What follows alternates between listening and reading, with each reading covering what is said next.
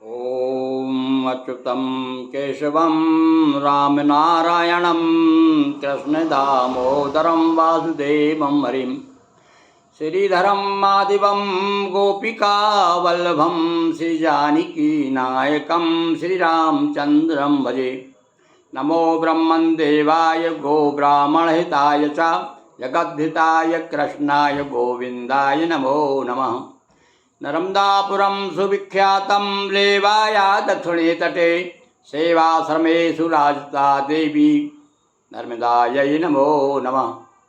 प्रिय बंधुओं, अधिक मास के अंतर्गत कुछ दिनों से हम आपको अधिक मास की कथा, जब से श्रावण शुरू हुआ है, अधिक मास श्रावण में जो अधिक मास शुरू हुआ है 18 तारीख से, तब से अधिक मास की कथा सुना रहे हैं और आज जो है 13वां अध्याय सुना रहे हैं।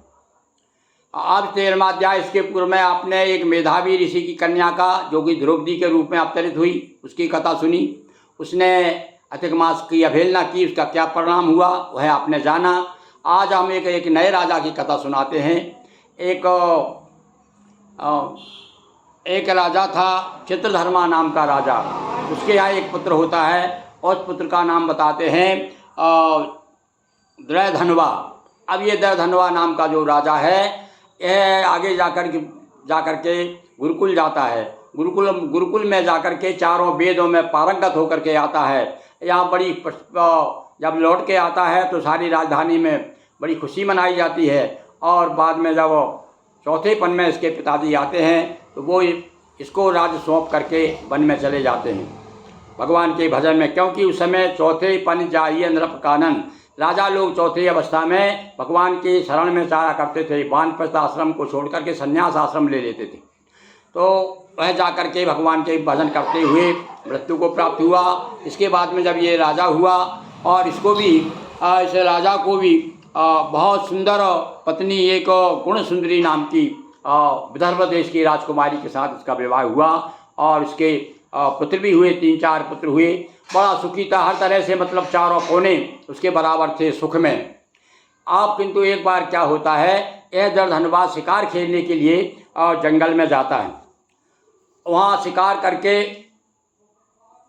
अनेक पशुओं का उसने वध किया, जैसे कि राजा लोग करते हैं। और करने के बाद में एक वृक्ष के नीचे आकर के आराम करने लगा। वहाँ पर एक, देखिए कथा यहाँ आती है कि वहाँ पर एक तोता बैठा हुआ था उस पेड़ पर।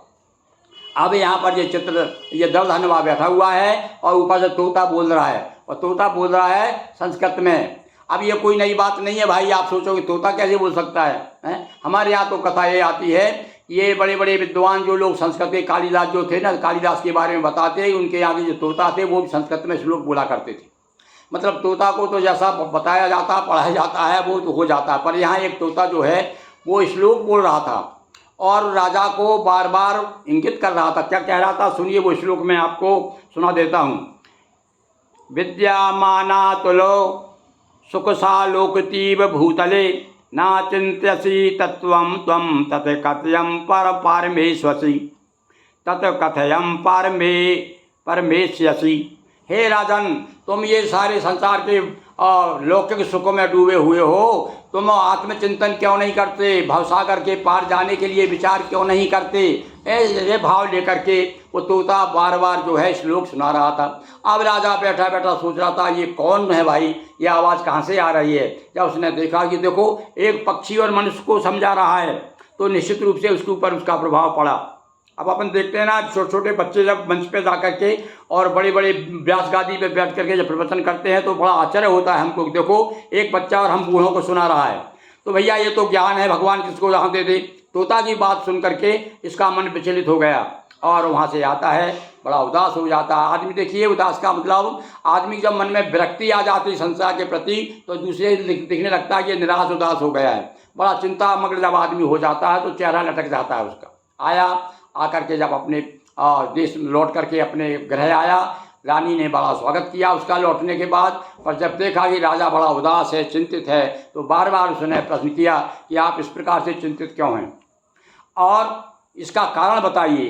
तो इस प्रकार से इस अध्याय में यह प्रसंग राजा रानी का आता है और उसके बाद में अब वो क्या जवाब देते हैं और आगे क्या कथा आएगी वह आप 14वें अध्याय में सुनेंगे। बोलिए वृंदावन कृष्ण चंद्र की जय। हर हर महादेव शंभो।